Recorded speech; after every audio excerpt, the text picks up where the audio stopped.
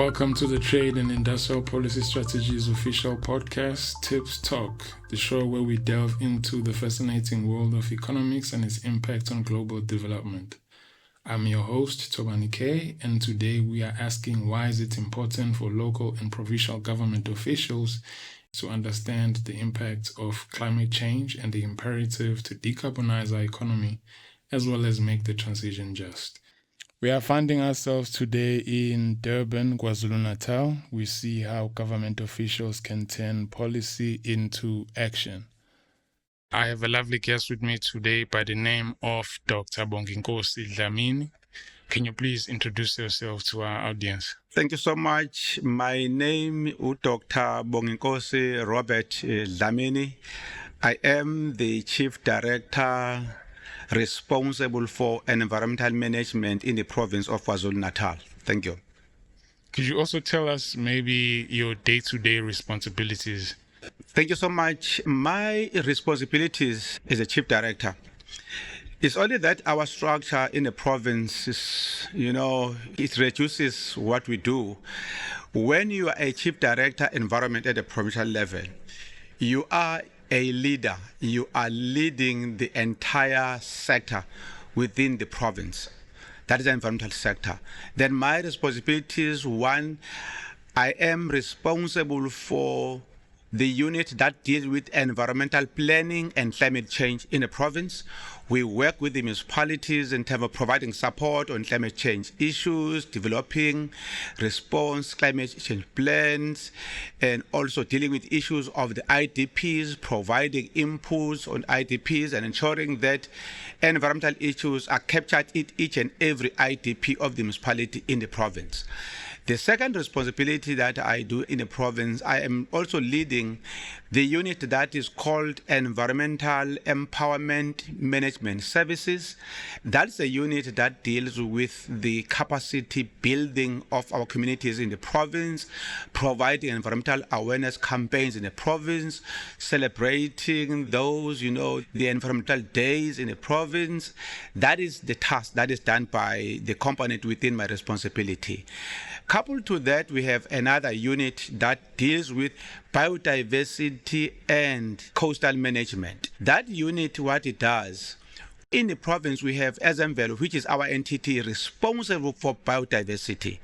But internally as EDTEA, meaning economic development and tourism, what we then do on the area that deals with biodiversity, we focus more on the issue of the aliens. We focus more on eradicating alien species in the province.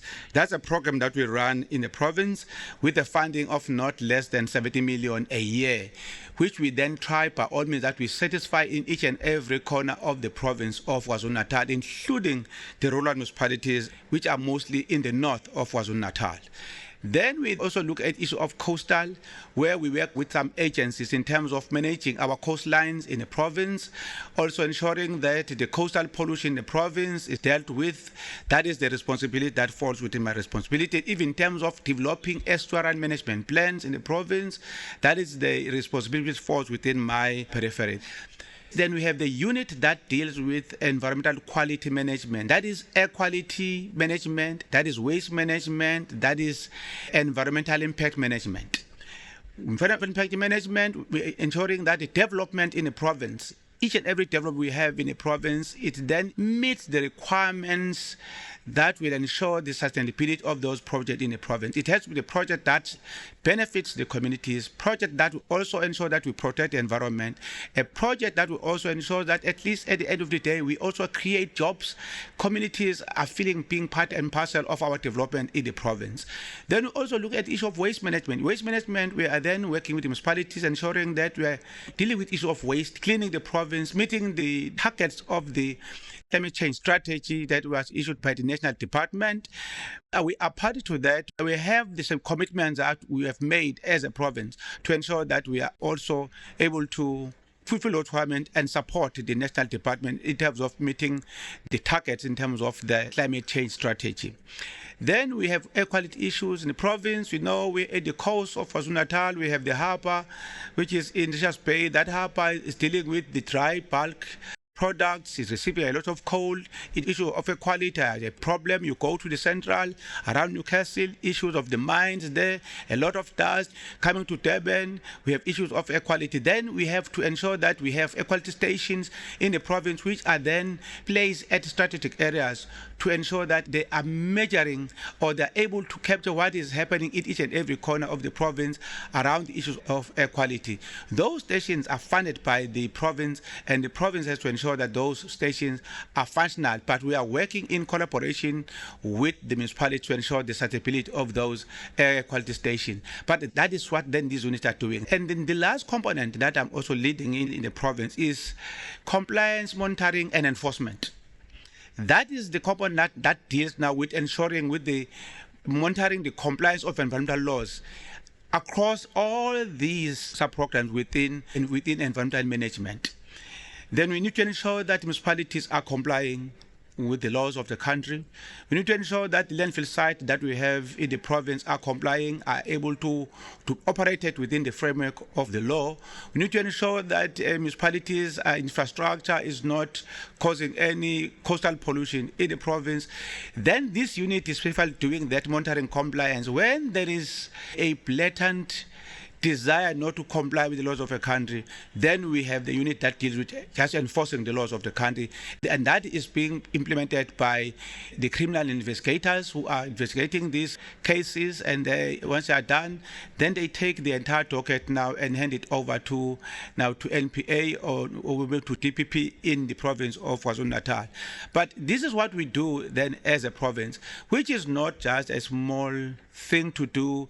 It's more work which then dictates that you cannot function with one chief director. You need someone that will come and add value into this. Otherwise, you cannot be each and every corner in the province at the same time. It's very, very difficult. But as for now, this is what we are doing in the province. We can see the result. We can see some cases that we have taken against some transgressors in the province. Some we have got a court judgment that we have received. We are very positive in terms of the department, which shows that we are doing very fine. Looking at issues of disasters, we can see that municipalities were able to respond to these natural disasters in terms of the climate change response plan that we have developed. But there is a lot of work that our province still has to implement going forward in collaboration with all other partners, including the nation and also with NGOs, the province. And there's a great interest even from the international communities. They have begun to work with us through our Premier's office. They are working with us. Like every year, we are participating to New York Climate Change Week. Every year for the past 3 years, we've been doing it. And we can see the positive response that we're getting, where we're receiving some international funding, which we are then giving now to these municipalities to implement some of the climate change adaptation programs in the province of KwaZulu-Natal. But this is work that I do in the province, working with the relevant directors in the province. Thank you. Wow, that's a lot, Doctor. That's really a lot. I'm going to move on maybe to my second question and just ask, in all that you just mentioned, how do you infuse just transition policies into your work? Yeah, no, thank you. You know, the issue of the just transition, the just part. Now, the workshop we attended, it was a very interesting workshop that we attended, I think 23, 24. Now, what we are doing in the province is that we are considering that KwaZulu-Natal is very diverse. It's a very interesting province in terms of our municipalities. As you go towards the north of KwaZulu-Natal, meaning from uThukela towards the border of KwaZulu-Natal toward the north, we have two municipalities, that is, we have Zululand District and Umkhanyakude. Those are pure rural municipalities. As you move toward the central of KwaZulu-Natal, that is around Ladysmith, around Dundee and Newcastle. Yes, they're also rural, but there are those which are, in the middle. You can't say they are urban, but at least they are not like pure rural ones. And you go toward the south. South is mainly, urban, because you have the metro, which is eThekwini. Now, as we are trying to ensure that these communities from the different municipalities, including the rural and these urban ones, we need to ensure that they are part and parcel of our programs that we implement in the province. If you're talking about just, we need to ensure that whatever that we implement, moving away from the traditional way of doing things, they are included, they are being considered as a stakeholder that can play the bigger part. Now, what we then do when we implement our program is that as we intend to commence with a project, we need to ensure that when we draft our policies are ensuring that they are inclusive. We consider the rural communities as being part of the stakeholders or the beneficiaries of those projects. If indeed we are saying, as KwaZulu-Natal, we are moving away from the coal, and we want to consider doing maybe going for the alternatives.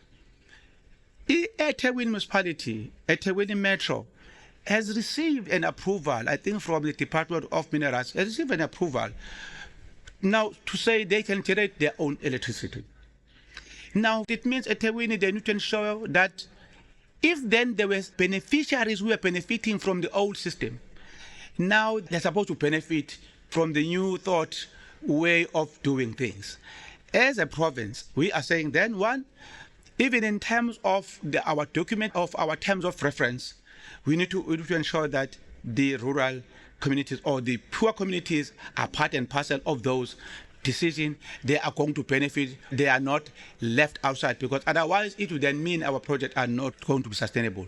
As we are doing that, we are engaging with SALCA, because SALCA, they are the ones who are having an upper hand when it comes to the municipalities, even in terms of the policies, in terms of the bylaws, influencing the bylaws. So to ensure that SALCA, they are actually influencing that. All what we are doing as a province is to come to them and say, guys, this is what we are doing, this is what we are required to do in terms of the Climate Change Act. You need to develop your response plans, but those plans have to be very inclusive in terms of ensuring that everyone benefits. As we are engaging with National Department, DFFE, we are working very, very close with them. As we are working with them, we work through the working groups, MINTEC working groups. From those working groups, all the discussion, they will then escalate to a level where the HODs meet. KwaZulu-Natal is also participating at the MINTEC level. MINTEC level, when the decisions are made, we are trying to ensure that the issues that pertain the issue of just energy transition, they are also captured. They have to come, because in terms of the policy framework, we don't develop a policy as a problem. The policy comes from the national department. We are then implementing that policy. It must then come from the national department. But all our programs that we're doing, we are working very closely with national department. We are working very closely with all the NGOs in the province of KwaZulu-Natal. We have the NGOs that are very vocal in terms of equality. If you go towards the north, there is an RBCAA association, that is Richards Bay Association, led by Sandy Kaminga. She is one that is a very vocal activist when it comes to equality issues. Then you go towards the south, South Durban, we have the guys like Abo Desmond Tisal leading the Abo Durban Alliance. Those are the guys that are fighting for the environmental sustainability. What we're doing is we listen to them and we take their views and we ensure that their views are being considered, even when we are developing our own standards to manage the EIA projects. We are ensuring to say, people, they must not be maybe placed in areas where they will be exposed to maybe to disasters and so forth, but to all the issues that we related now to climate change.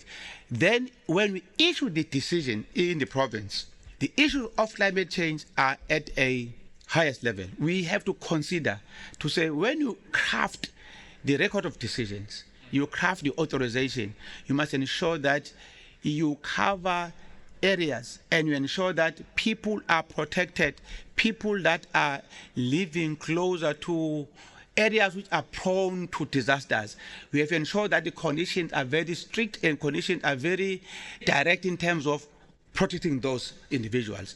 Even some of the areas that we have realized that are falling within Makosi, but through the authorization, we are able to direct to say, if a developer wants to make or to consider a development, but you must consider the following. You must ensure that these are the things that are are already laid on the ground. These are the things that have to be considered. But all what we are doing, we are saying, let us protect the individuals through our authorization. Let us protect the poor people through each and every document that we issue, through any development that we are implementing. We have to ensure that the beneficiaries should be then be the people who are maybe the poor people who are disadvantaged in terms of the decision-making processes. Yeah. Wow, okay. It seems like you're really working hard here in KZN. My last question is, can you just share any just transition challenges or opportunities for your municipality or province that you see? For us as KwaZulu-Natal, let us take the areas of, as I've indicated, the central part of KwaZulu-Natal. That is Dandi area, Newcastle, and you look at maybe at Ladysmith, which are mostly mine areas. And then you go down to the north, Mkanyagute. There is an area there called Wasomkele, and there is a mine there is called Somkele Mine. When this project, I mentioned the central because, and you are mentioning this project and you are saying, guys, here is the mine, it's going to be developed. When they're doing their scoping and everything exercise, people are promised jobs. And everyone is waiting for this thing now to come. As a result, when the NGOs raising fundamental issues in relation to the public participation process, people were then divided. People fought, killed each other. There are people who died at Somkele Mine. Why? Because they were divided by the principle who saying, people they were looking at the jobs, others they were trying to make sense out of this, saying, hey, but while we are focusing on the jobs, can we then also look at other social issues? Can we also look at also environmental issues? Now, where I'm going with this now to say, we have this new concept, the just transition. Now we are saying maybe let us rethink, let us consider alternatives. But where? Here is the mine is at Mtubatuba. Now you are talking about the just transition, we must consider an alternative. But where can you have that alternative? Is it going to be at Mtubatuba? No, now the alternative, because of the climatic environment at Mtubatuba, it doesn't favor any alternative. For example, there is no wind energy that you can think of, that you can implement at Mtubatuba. Even in terms of temperature, you can't. It means the just, is it a just for the people at Mtubatuba? It is not for the Mtubatuba people. It might benefit somebody else. Now we are then saying, how then do we deal with this? For us, it becomes a challenge because we have the old, which we have become comfortable with it, benefiting out of it. It has been the cold. Tuba, there is so much cold at Somkele. Now, the moment you are bringing in this just thing, people now, they are waiting to hear what you're going to offer them as an alternative. If you're saying now, the mine now, we must reduce, because now we know we cannot we do away with the coal, but we can reduce. But now as you reduce it, where are we putting more emphasis? Do we have it within Mtubatuba? No, because the environment, it doesn't favor of the alternatives. Now, for us, we see this as a huge challenge that if we really talk about the just, but can we localize this just? Can it be the just that talks about my people? If now I'm the municipality manager, can it be the just that can benefit my people? Is it possible? It is not, because this is looked at a broader scale. As for me, as a manager at Mtubatuba municipality, I cannot stand up and then try to convince my people, yes, now we have the mine, but we are going to be reducing our focus or operation. Now we're going to be moving where? Where are we moving? Are we not moving to Richards Bay?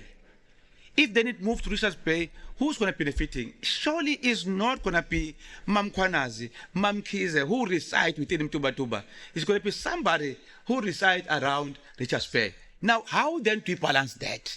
How then do we balance these benefits? How to ensure that the original beneficiaries will still remain as beneficiaries downstream?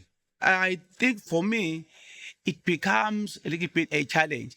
But yes, of course, if I'm talking now as a chief director for environment at a provincial level, I am no longer now looking at the local municipality. I'm looking at a provincial level. For as long as, yes, it will move from point A to point B, but within the province, for me, yes, it is indeed a just transition, because at a provincial level, it is benefiting people of KwaZulu-Natal. But I can tell you, as you zoom in and you come closer, for the real beneficiaries, who were the original people who were identified from the commencement of that project, surely I can tell you, downstream they are no longer the beneficiaries. Then for me, it leaves a bitter taste that, and I think as environmental practitioners, we need to look at this very closely, even when we are introducing these projects. And I think for me, it has to be, worked in such a way that as we commence with this project during the public participation, but these alternatives, they need to be introduced at the stage to say, yes, we have this project, but downstream we will have the following, so that you have a buy-in from these people from the onset, not to make them to believe that you are giving them sugar, but 2 years, 3 years, 5 years, 10 years down the line, where now we have become so comfortable. We have even built our houses. We have developed ourselves now around this area. Now we are telling us that we are moving now to point B, of which point B is 100 kilometers away from where I'm staying. It means I am no longer the beneficiary or the beneficiary of that project. It means now there's a shift. But yes, at the government level, the principle will still be applied that at least we are moving from the traditional to the new alternatives. But in terms of who's benefiting, I think as government, we still have to look how then we introduce our projects to our communities, so that now we are ensuring that these projects, they become sustainable. Sustainable in the sense that there must be anyone who being left out when the project is implemented 20 years down the line. Everyone must see himself or herself as part and parcel of this project from the commencement until the project is implemented 30 years down the line. If we have considered my views from the beginning, and we have told me from the beginning, we have explained everything, giving me all the alternatives, even if the project will take a different shape 10 years down the line, it has to be announced during the public participation process, so that I am part and parcel of that decision, instead of changing in the middle of the process. Now saying now, we are introducing now the new. Because introducing the new, but then how are you going to take care of me? I do understand. We are saying some mechanism can be implemented. For example, we are saying we can retrain these people. But you are retraining me, but where is the project? Is it still within my locality? It is no longer. It is in another area, where those people in that area will then demand to say, but we are the local people. Why are you taking people who are coming 100 kilometers away? Now, let us take a simple thing. We have the solar plant in Northern Cape. Can you take people from KwaZulu-Natal? No. No. So you are suggesting that if a mine or an area that has some sort of economic activity, but that needs to be adjusted to fit under the just transition, under cleaner energy, solutions of adaptations need to also be implemented at that specific area, and people shouldn't be moved to another area because we are saying maybe in this area we cannot come up with something that fits. Exactly. I am saying if all support that view, maybe even in terms of the environment, even in terms of the locality, the project output and everything, let's try that we implement it within that area. It must not be the decision of someone who comes at a later stage. Let it be part of our planning stages to say, we are trying to implement this option. If this option doesn't work, we will move to option B. It means the people are aware that there is a possibility that it may not materialize maybe this way. Instead of surprising us, when now we have become so comfortable and benefiting from this project, and you are saying now you are maximizing it, and now you are changing, now we are going to have something better, because we will believe that as you improve your project, it's also going to improve our lives. Or to find that the project is improved, but our lives are going to be going back to where they were 20 years down the line or backwards. And my view is that the just approach is very interesting and is going to improve the lives of our people. But I'm not sure about the lives of the local people of that particular project. It can improve our economy as South Africans. It can improve the level in which maybe our people in the province live, but I'm worried about the people at a local level. That is why I'm using Somkele mine. The mine came there. Yes, there were a lot of lobbyists who were against the mine, but it benefited people. But now we are saying that approach of having the coal mine, like, it is not a sustainable thing. We need to move towards consider alternatives. But the issue is, how are we going to ensure that people who have been benefiting, they will still benefit? If we would want to lock our minds in that we're relying, they will not benefiting. It might benefit the province at the end of the day, but it might not benefit the local people. No, Dr. Dlamini, thank you. I must cut you off due to time. But thank you for this discussion. It was really enlightening how you mentioned the importance of adapting solutions at a local level. Yes, we do speak of retraining people and maybe relocating them to where it might be fruitful for the just transition purposes, but the specific area where people reside and have been living and benefiting in a certain project, we need to consider solutions that fit in that area. So thank you so much for your time. And I must say goodbye to our audience. Do you have any last comments before we go? No, thanks so much for this interview. Our apologies for taking so much time to having this. It's just that, as I've indicated, I am the only leader of this. And if then the department wants ESCO, I am ESCO.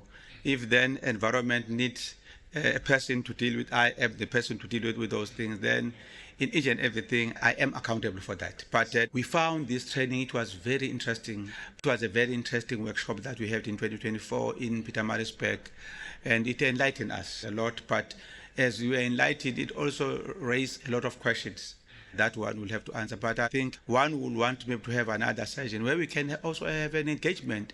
After now, we were trained, we have implemented this, and we're engaging, and we are learning new things. Even if we can have one central place, say Cape Town, we say Joburg will come, and now let's focus on these areas. How can we deal with this? Because I will still say this, I am still worried about the original beneficiaries. When now we are changing now to the new, whether how to ensure that they still continue being beneficiaries. Yeah. Thank you so much. A huge thank you to our guests for sharing their expertise and time with us, and also for attending this training. We hope you will continue to champion the mandate of greening the economy in a just and equitable way. And to our listeners, your support means the world. Thank you for joining the Trade and Industrial Policy Strategies official podcast. Remember, sustainable growth is not just a goal, but a path to a more resilient and prosperous future. Don't forget to subscribe, leave a review, and connect with us on YouTube, Apple, and Spotify. Until next time, I'm Thobani K, signing off.